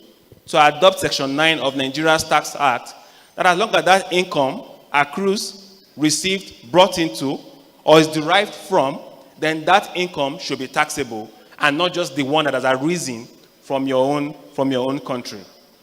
Nigeria is doing well when it comes to tax digital economy, I must say. We've seen a lot of reform of the system. The income tax that has been reformed. We've seen the new order that has been introduced just to capture this whole thing. Now we've changed the definition of permanent establishment to include the digital space. And also we've introduced a deemed taxation of 6%. My only issue with what Nigeria has done so far is that while 6% might seem a very high rate, it is actually small and gives room for tax manipulation and tax avoidance. You ask me why. Remember that it is pretty difficult to describe what is a fee for technical service, a royalty, or a digital economy. Which would mean that a transaction, anyone could argue, is simply a royalty payment, or a fee for technical service, or even a digital economy. Now, if you look at Pillar 2 of the OECD model, if you look at a subject to tax rule, the OECD has insisted that the minimum rate for royalties should be what? 9%. If Nigeria has now provided for 6%, what the implication is that our friends here who work in the Big Fours will find ways of recharacterizing transactions to take them away from digital economy, away from royalties of 9%, and make them digital economy of 6%. The wise thing for Nigeria to do is to elevate its tax rate for digital service taxes to the same as royalty treatment of fee for technical services, so that it becomes completely irrelevant if what you are doing is a royalty payment or a fee for technical services, and have a flat rate around what we have 10% for WHT on many of these similar transactions, that way closing that particular loophole. Otherwise, if I were to advise a client, I would characterize your transaction as one of digital economy, even though it is not, it's possibly a royalty payment. Procedurally, and this is my final slide, procedurally, We've discussed many reform options, and I'm sure you're wondering, so which one is best? What to take away from here is that there is no one-size-fits-all. None of them will solve all our problems, but we can use all of them to solve all our problems. What that would mean is that we would have to take these reform options and look at the different sectors we have. It could be extractives, it could be financial services, it could be strategic digital economy, and then we decide which one will suit them. Now, there's a system that allows for that kind of arrangement within the international tax rule. That system is what we call safe harbors. Safe harbor simply says we're able to group similar transactions or similar taxpayers and agree with them what system of tax administration will be applicable to them. For many people who are familiar, this system at an individual basis will be an advanced pricing arrangement or an APA. But if you're able to do this at the sectoral level, then you might be able to achieve some form of uniformity that would allow us to apply one reform resolution onto the other. Finally, what is digital economy? Now, I thought to say this because this conversation will come up. That a business has created an app for goods delivery does not put that business in the space of digital economy. That Dangote decides to have an app where you can order cement does not mean that you cannot tax it as digital economy. That is not digital economy for tax purposes. Digital economy for tax purposes is that the service or good itself can be concluded with minimum human interaction. A good example would be Netflix, Uber, Facebook, Google, but not Booker Hut, you cannot order the food through an online panel. They will still be taxed as entities. That's one. Secondly, the digital economy would not apply to Nigerian companies in Nigeria because they have physical presence either through incorporation or any other means. Digital economy would apply to foreign companies who are doing business in Nigeria. So all the fintechs in the room, don't worry. All the banks in the room, don't worry. The government is not coming after you. You're not in digital economy. You're simply a normal company that would have to pay tax at 30% of your profit. Clear? Thank you for the time.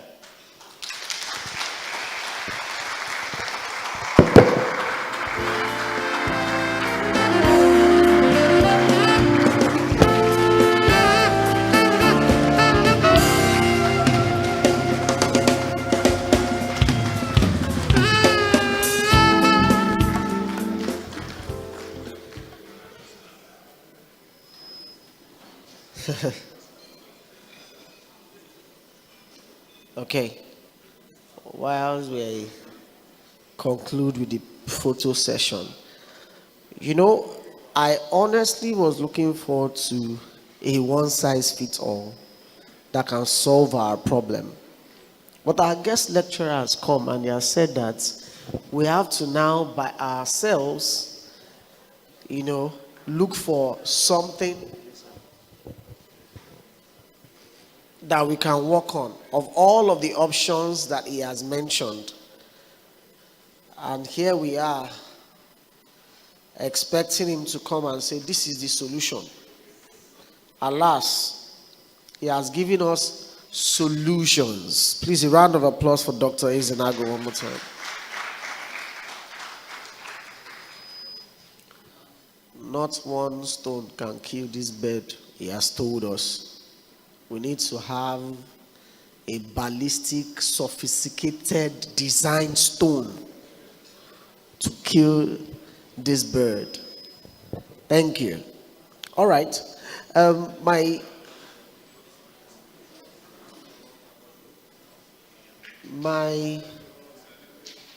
of the reasons why I like conferences or events like this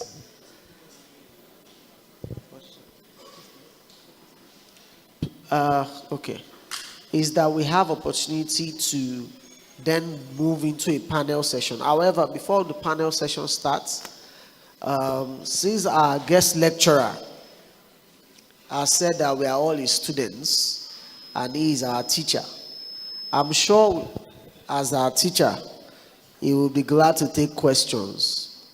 So, are there any questions? Anyone, any question? We would be taking between 3 to 4 questions. within 3 to 4 questions. So anybody?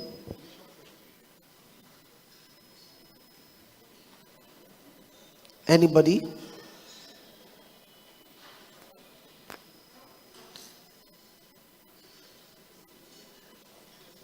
Oh, I've said, okay. Please tell us your name and then go on to your question.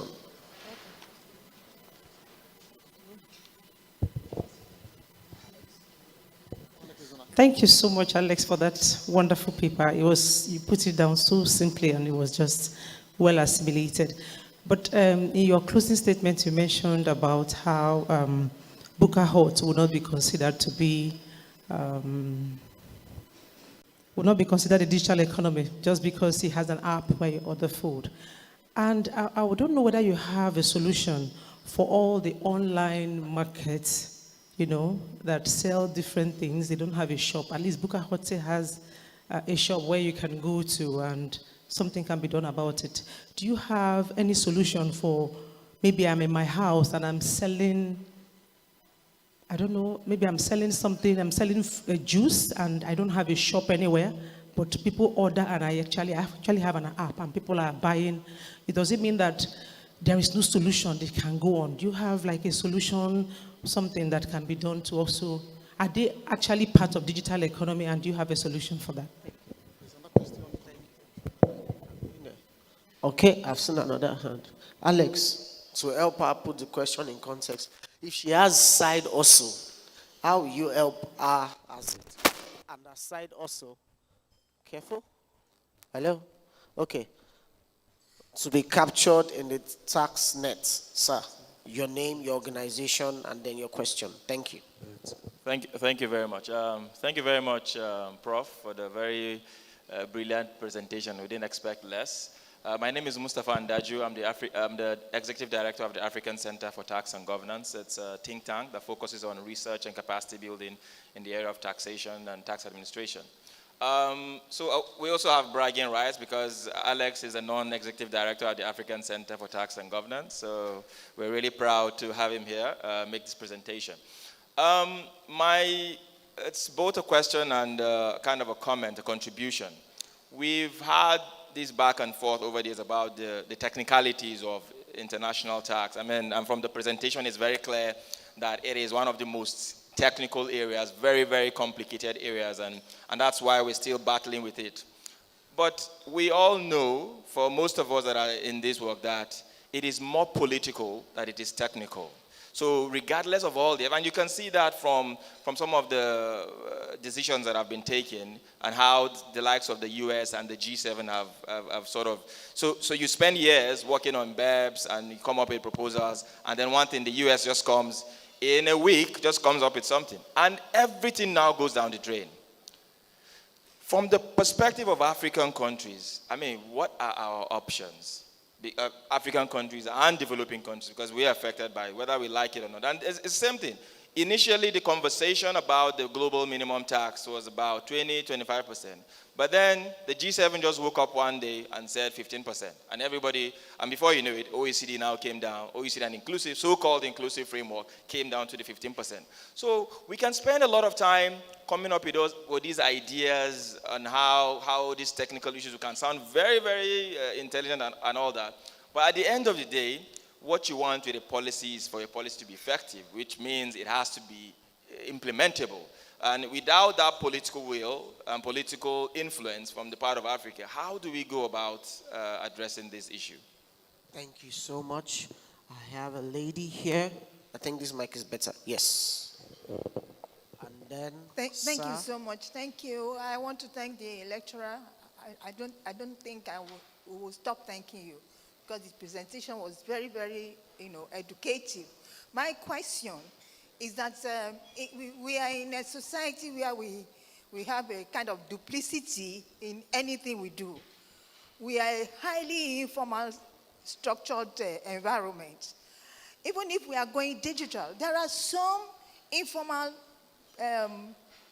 processes that are making so much huge money and they are not digitized, and you cannot tax them. How do we go about it? Because you said in your objective that the taxation must be simple, must be easy to implement. So what do we do in this kind of environment? My name is Dame Dr. Akonji, and I'm the CEO of Supermax Consult. Thank you. Thank you very much, ma'am. Okay, so just to recap, I know 1, 2, yes, I'd seen him before. Just to recap, Booker odds, side hustle or not, political will, and how that the US can just wake up overnight and change things. Unfortunately, I was distracted, so I didn't get your question, but I would like to recap how to capture the informal sector in this matter. Okay, thank you very much. My name is Boniface Chizea. Well, I just want to take a general overview of tax in Nigeria. Now, something that's very certain about taxation in Nigeria is that we are not getting enough revenue from taxation. So our tax to GDP ratio is not what it should be. Now, so we have challenges. So as a tax expert, I don't know if you're in a position, to give us some insights as to what, we might be doing wrong. Now, the second point is that recently we had issues with Twitter, so we banned Twitter for reasons that had nothing to do with taxation. But as part of the settlement, we are told that Twitter was going to pay, the president's share was going to pay tax and so on and so forth. Now, since then, nobody knows what has happened. So, again, would you also have some insights? So thank you very much for your presentation. Thank you. Okay, at this point, I know there are several questions. I think we should give the lecturer the opportunity to answer a few, then we'll take more questions. And if you can, please write your questions down. I've just been told that a gray Toyota Corolla needs to come out to repark. A gray Toyota Corolla AKD 580EQ needs to come out to repark. So once again, by way of summary, book outs, side hustle, political might of the US, informal sector, how to capture them, Twitter, and what is going on. Thank you. Dr. Alex. No, thank you so much for the question. I'll come back. We don't want him to. Can you hear me clearly, right? Okay, good. So thank you for the question. I'm going to start with the first question. Again, that we do not characterize any company as being within the digital economy does not mean that they now have a tax holiday forever. No. What it simply means is that the existing tax system would be applicable to them. And in simple terms is this. If you have an app where you deliver juices or whatever, if you've incorporated a company that sells that app, then you would fall under the corporate income tax. So which would mean that you will pay 30% on your profit. So now you have to pay profit, and then you have to calculate for your expenses and stuff. If you do not have a company, then it means you will pay Personal Income Tax Act based on the different thresholds and benchmarks for personal income tax. So it's not that you're not. The difference again will be if you have a company, you pay 30% of profit. If you don't have if you fall within a digital economy, you pay 6% of turnover. So if you're categorized as a digital economy, then 6% of turnover would apply, if not the other way. But as I said, digital economy provisions would not apply to local companies doing business in Nigeria, simply because they would either have had to incorporate one company or be doing that business as sole proprietors and will fall under the Personal Income Tax Act. So it will apply more to foreign entities that are getting value from the country, and then now the 6% of turnover would be their final tax, except they decide to now declare their tax returns and pay using the profit system. That's the first thing. To Mustafa, these issues are the same issues, right? We've written and we've said what we can say. But really, there are many things African countries can do. One is to realize that many of the threats of if you do not abide by the international standard, you might not attract investment, you might this, you might that, could be empty threats a lot of times. Nigeria is a big market of 200 million people. There is no company that would boycott Nigeria simply because the OECD says so. Where will you go to? We've seen a lot with companies who have had to move their headquarters and things or sell off themselves, and they still try to have a presence here in Nigeria. Especially when it comes to digital economy, and even within the framework of the African Continental Free Trade Area Agreement, Nigeria is really the cash cow for anybody. So at the end of the day, whether Nigeria decides to increase its tax rate to 100% or decides not to even tax, you really can't threaten us that much. And that would apply. But also, secondly, is that, as I mentioned, tax treaties, we do have two models that countries adopt, either the OECD or the UN model. The UN model have been adjudged to be favorable to developing countries. Now, what it would mean is that many African countries can decide to either negotiate or renegotiate their tax treaties using the UN model. In the case of Nigeria, we only have tax treaties with around 15 countries. So which means we still have close to 160 or more countries to go, before we can even say we have a treaty issue. What that means is that from now on, we either just negotiate tax treaties using the UN model and completely ignore the OECD model. But also, I thought to mention this, that what Nigerians should push, especially talking to the FRS or, and the Ministry of Finance, is that the UN should adopt the multilateral instrument style of the OECD so that you can use that particular tool to even correct existing tax treaties without having to go back to renegotiation, which can be very expensive. So that's something to think about. In terms of the informal sector, right now I think I'm going to charge for advice. So, this was on digital economy. Now we have to start charging for extraneous things. But that's for the informal sector, right? You're right that there's so much money in that particular space. At the same time, you may not be completely right that people don't pay taxes in that particular space. What applies a lot is that those taxes are going to thugs or political thugs. Right? Take Lagos as example. Take Aba as example. Take anywhere. There's literally anybody. If I decide to put out a basket of oranges today outside this building, there'll be somebody who would pass by and ask me to pay 10 naira or 1,000 naira per day for doing that particular thing. Now, we could go into the debate whether that particular money is a levy or a tax, but the issue is that there's already a structure that we can adapt towards taxing these people. And taxation must not be a very foolproof system. It's that we must adapt to the business model and also, the peculiarities of that particular sector. So if, for instance, chasing an informal person or chasing somebody who is nomadic to pay monthly tax might not be the solution, then you simply chase them on a daily basis and divide their monthly tax exposure according to 30 days. And for every day you see them, you tax them, and then you give them some ticket that they can show that for today I have paid taxes, so that if they move somewhere else, they don't pay taxes. So we could either adopt the same system that exists where, all kinds of people, take money from these people and then now take them as taxes that they do. But it is not that they can't be taxed. But also, even historically, we have to go into how to tax and what we tax, right? For now, we'll focus a lot on taxing by collecting money.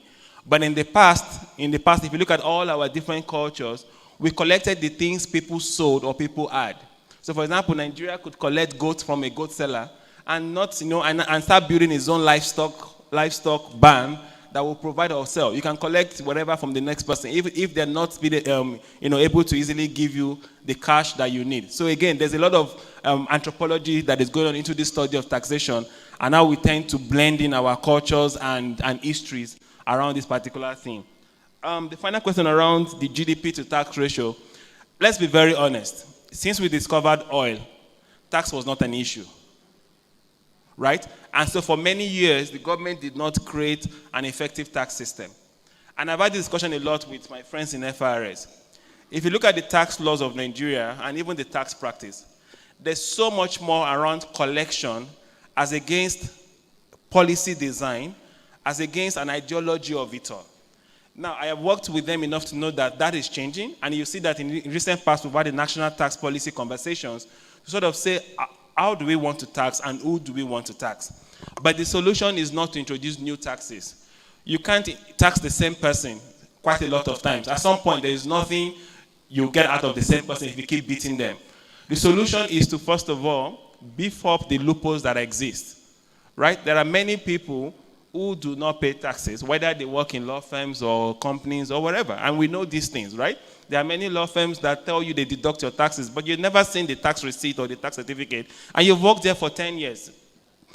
Right? So it comes back to, if we decide today that tax is something we all want to do, then we would even make the work of the government easier.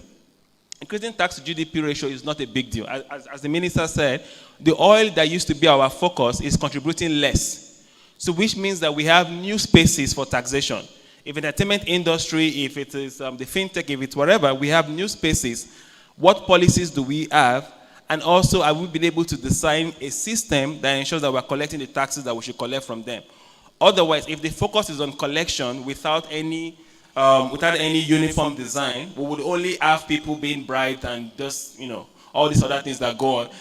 Lots of taxes are collected in Nigeria. The question is, to whose pocket? And that's what we need to address. Any more questions? Please, you can make that applause louder. So, for time's sake, I know there are several questions, but the beauty of this symposium is that we have a panel session, and at panel session level, everything and everybody can be accommodated, and it is more interactive, so that we don't wear out our guest lecturer who has come all the way from Qatar. The sun is already too much over there, so let's allow him go back to sit down. Please, a round of applause for Alex.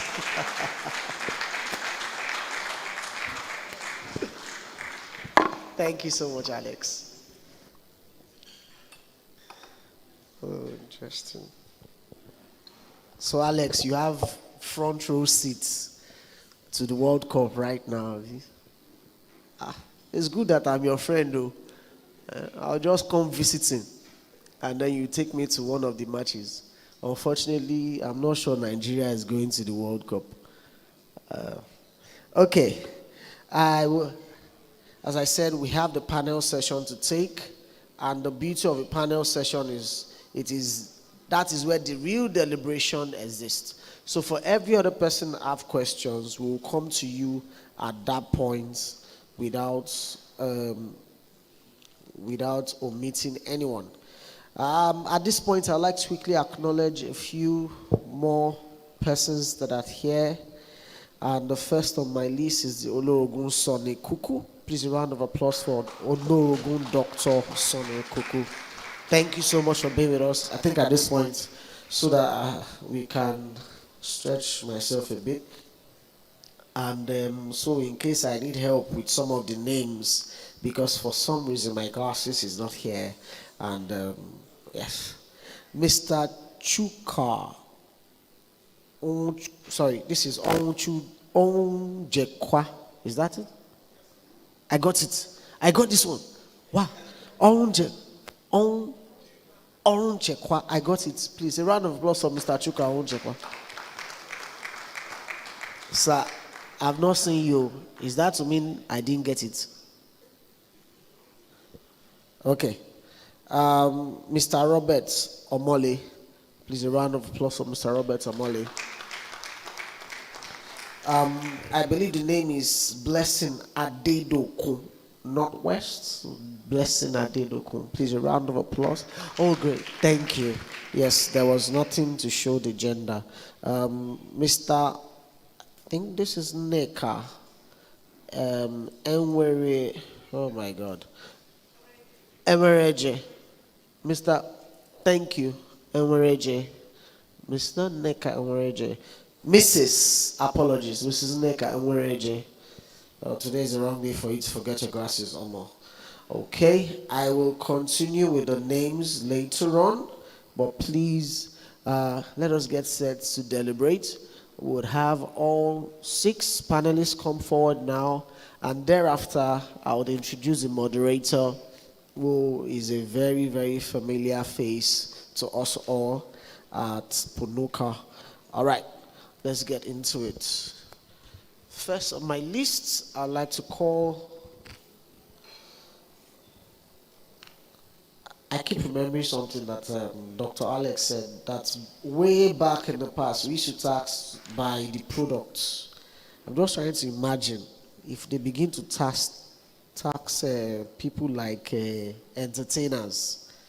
What would the entertainer give if he's not able to give money? He will give performance. He will perform for the president free of charge. Dr. Alex, he will perform for the president. So he's okay. That's another conversation entirely. All right.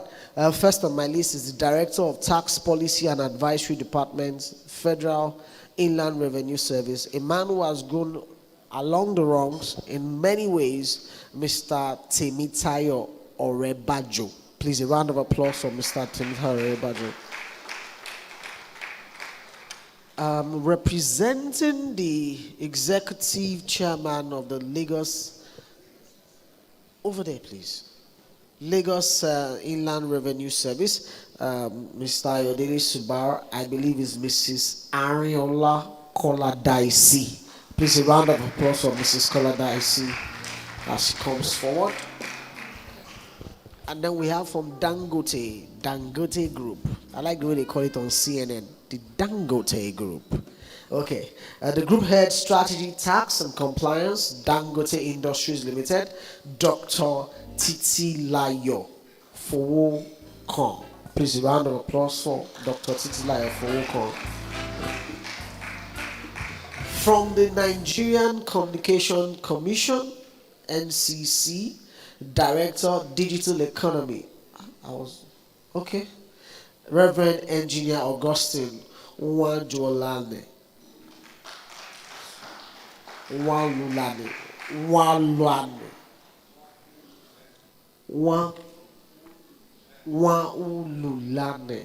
Thank you. All right.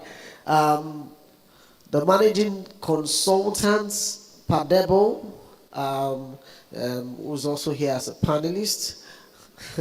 And I'm sure, please, if you have questions at all, and someone that is ready to answer your question, he is ready to answer questions, because he was one of those that told me that I'm on fire to answer questions. Please, can we allow the guest speaker relax a little bit? Let me step in. Let's do like, you know how you do in wrestling, where we do, what's that thing we do again? Oh, when you have two fighters and then one fighter wants to tap in the other one, like exchange baton.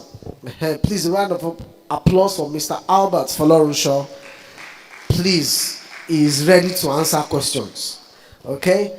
And from PUNUKA, an associate who is also very, very involved with tax advisory and transfer pricing, implementation tax, and even litigation. Help me welcome Patience.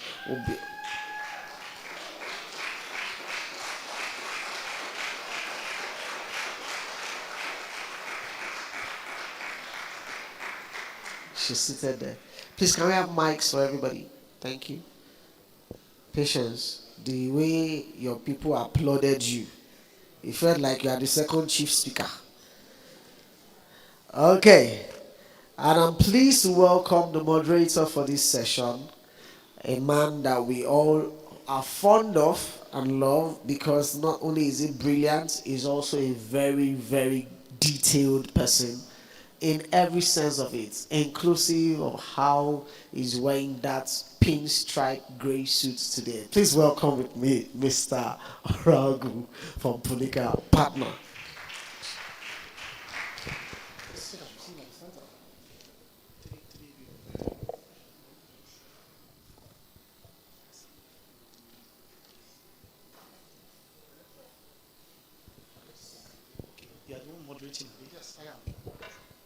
Thank you very much. We all stand on existing protocol. I welcome everybody to this panel session.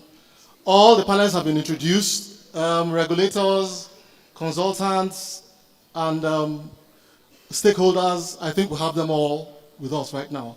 Thank you very much. I think the perfect point to start really will be from the regulators, and I will start with Mr. Orebajo, really. I think over the last few days, it's been hot everywhere, really. The minister has made statements concerning digital taxation, contending clearly that this issue of 6%, 9%, enforcement, a number of issues have been raised by the minister. But the most interesting really has been the one from your organization, the FIRS, contending very clearly that they will not be part of the OECD framework, in very clear terms. Yes, so what is the problem? You know, the question is, what is the problem? I mean, you participated in the drafting, the federal government participated in the drafting, but FIRS made a declaration expressly, we will not be part of it. So what is the reason for this? Thank you very much, Mr. Moderator. Nigeria is actively participating in the IF discussions. We are active members. We are members of various committees. We have had occasion to chair or to co-chair some committees, and we play a leading role in all the deliberations that have taken place over the past 4 or 5 years. However, by the time the inclusive framework, that is IF, by the time decisions were being reached, and we ran the numbers, and we looked at the implications of some of them that may not necessarily have numbers, we came to the conclusion that we will not sign. And I will give you just a few because of the time. Because the erudite speaker mentioned some of them. He mentioned the fact that all over the world, there are only 100 companies that will beat up with the criteria. And you begin to wonder. He said there's no African country in that list. So, at the end of the day, we looked at Nigeria. If we want to tax out of these 100 companies, how many of them will fall into our own scope? We could not get 10. We could not get 10 companies. And we looked at what are we going to derive as revenue from these companies against what we anticipate from ASEP or what we have been collecting over the years. It was nothing to write home about. So number one, revenue is a primary reason. We cannot go along with it. We cannot shoot ourselves in the foot on that. Then we look at the fairness and equity of it. Is it fair? Why should you come to our territory and make so much revenue from us and then you will go scot-free? It is not fair. Without even calculating any revenue implication, it is not fair. Then, if you look at our domestic constitutional constraints, there are some clauses that with respect to arbitration in the IF agreement. And this is that they said that there will be mandatory binding dispute resolution mechanism. What is this? Once you agree, any dispute is mandatory, any decision is binding. Remember in the first few months or 1 or 2 years ago, we had an overseas arbitration that we are contesting. Nigeria is contesting. Now it means we cannot contest it. Let us look at that implication for the Nigerian economy. And then, constitutionally, our laws say that our tax issues can only be determined by our courts. So, are we going to give our sovereignty over to another body? I don't think any Nigerian will want to support that. And we could not recommend such. Then, for the reduction of the scope, that is the scope of that limited it to 100 companies, they said this thing will work for 7 years before we start considering whether the scope will be,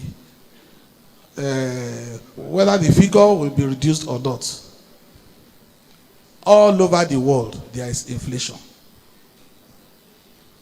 So this figure of 20 billion euros today, if the global inflation index is 5%, in 7 years' time, it means that figure will be back to something close to 30 billion.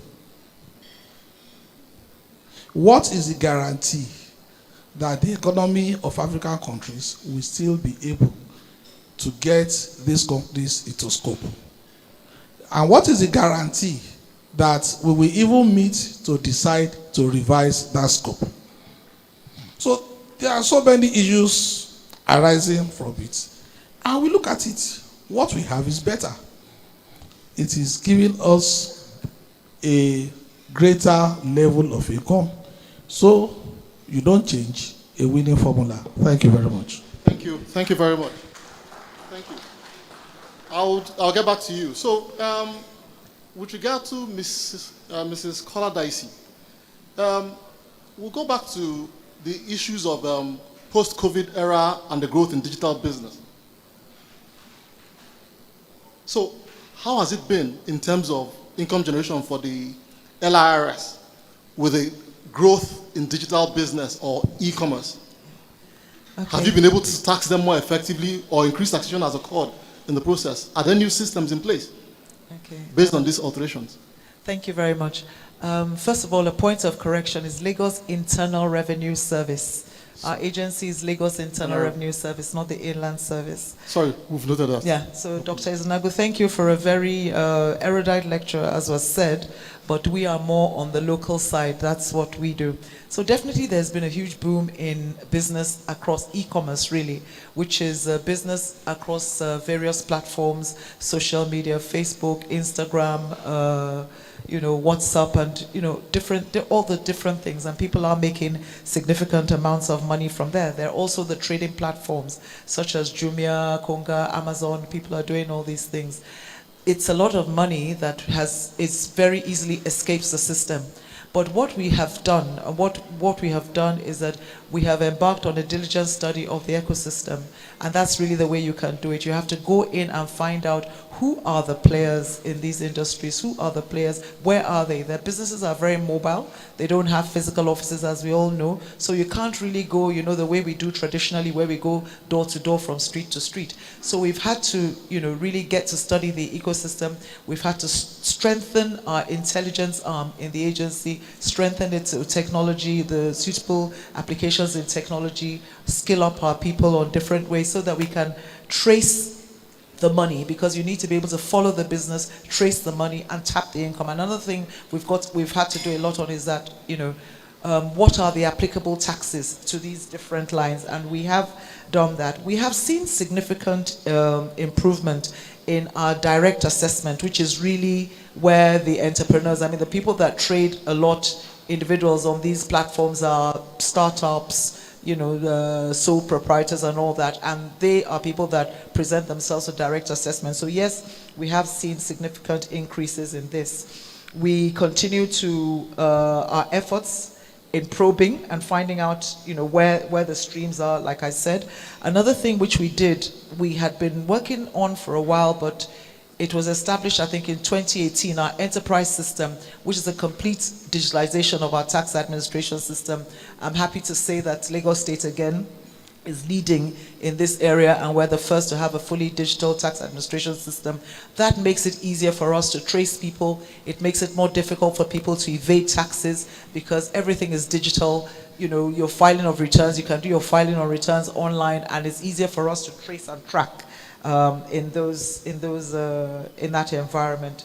We have realized, again, there's a need to collaborate with platforms as much as possible. It's not always, but at least within the limits of the law, collaborate with platforms to get the details of subscribers to certain platforms. It's not always legally possible, and of course we remain within the ambits of the law, and we do this. Another way in which, another thing that's a recent development is a lot of people sitting in their homes in Ikeja or, in Victoria Island, young people working for companies based in the States, in Holland, all over the world. So that's another thing we're trying to track. Sometimes we have found that there are some companies that serve as sort of platforms, recruiters. So we're trying to enter collaborations and deal with those people so we can get to where they're recruited from and try and get information. So really, it's all about intelligence and technology, to use that to track the income, trace it, and tax it.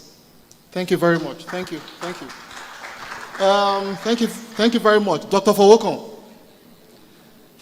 whenever they mention concessions in taxation, or discounts, rebates, incentives, everybody's pointing at your organization or some telecoms organization, foreign telecoms company, without mentioning their names.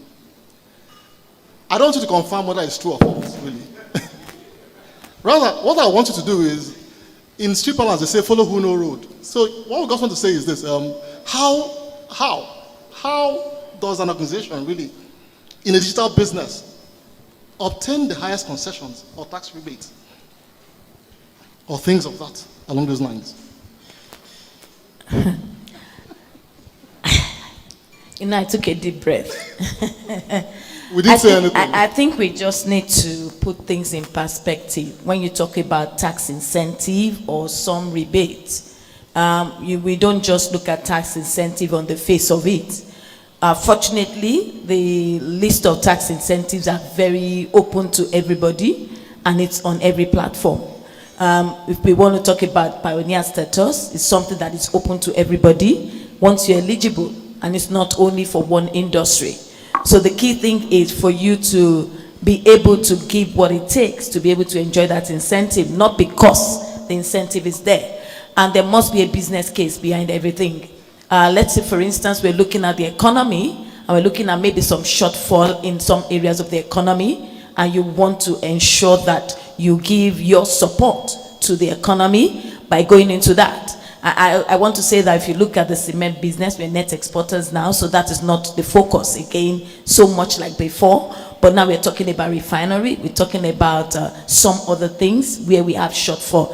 So what drives is, the key thing that drives is there a need in the economy? Is there a need for the people? Are people really in want of something? And what has government given to encourage people to invest in that type of thing? And that is where I think the question should start from. You're looking at the different industries that are available, looking at the oil and gas industry, for instance, and I'll speak about the issue of having a refinery that works. Why would we be going through this? Aviation wants to go down, everything wants to go down. But you have to also look at these things that are capital intensive. Can you close your eyes and put all your funds in a particular investment within the economy that we have? Those are the questions that we come in. So every company needs to look at what are the opportunities, do they have the ability and capability, I need to put that, to be able to key into those investment initiatives and be able to run it effectively.